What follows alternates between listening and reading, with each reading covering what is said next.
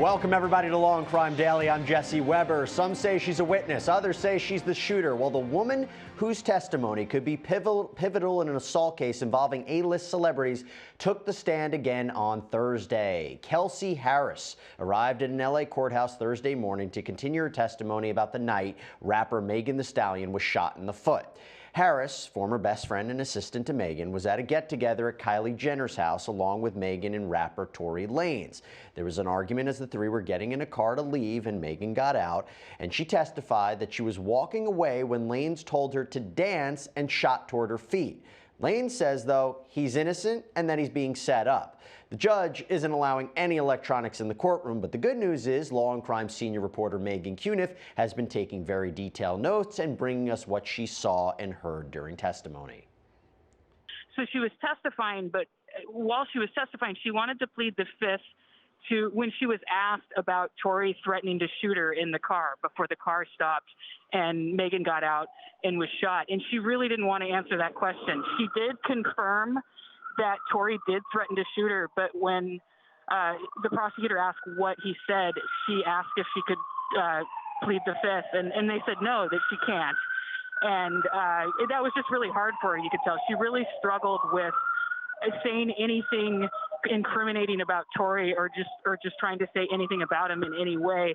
But the prosecutor really, over a kind of painful couple hours, tried to kind of press her about the fact that she was very candid about this back in September in a recorded interview that, of course, they were able to play for the jury. And she sounds a lot more candid about the shooting, and she's talking about how she saw Tory doing the shooting. She wouldn't get into that on the stand.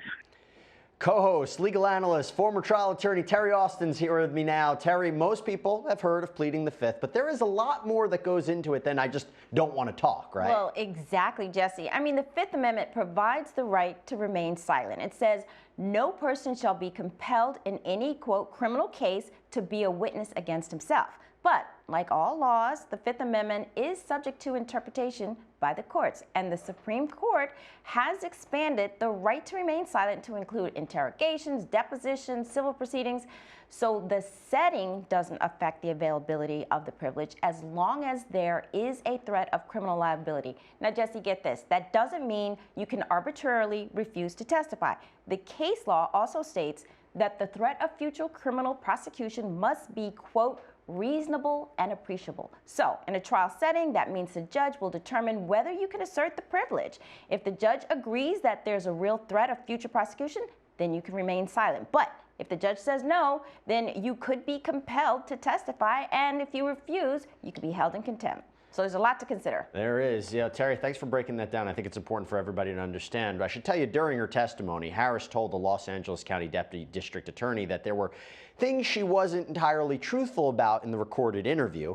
She testified that she has moved on with her life, but that Megan spread rumors about her taking hush money, something that she denies ever being paid off, and she rebutted all attempts by the DA to press her into saying that she saw Tory Lanez shoot Megan. I'm here with co-host and public defender Brian Buckmeyer as well. I want to get your input on this. So this trial really took a turn when Kelsey Harris got on the stand, right? Yeah, Jesse, Kelsey Harris was supposed to be the prosecution's star witness, and she was anything but. Her testimony left people speculating, was she paid off? She testified to Tory Lanez offering her $1 million for a lawyer, but then she pled the fifth when asked if Tory Lanez threatened her. But how would that answer incriminate her unless it bleeds into what she did in response? So the question becomes, what did Kelsey say or do in response to being threatened by Tory Lanez?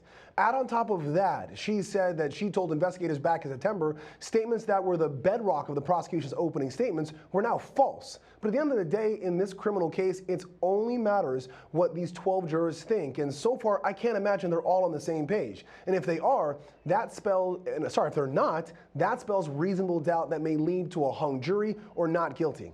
I don't know if Tory Lanez is innocent or not, but that's not what the jury is deciding. It's deciding if the prosecution has proven their case beyond a reasonable doubt, and that, after Kelsey Harris' testimony, I'm not sure. Here's a prediction. I think at the end of this, we'll still not know exactly what happened that day. That's my prediction. Brian, great explanation. Thank you so much.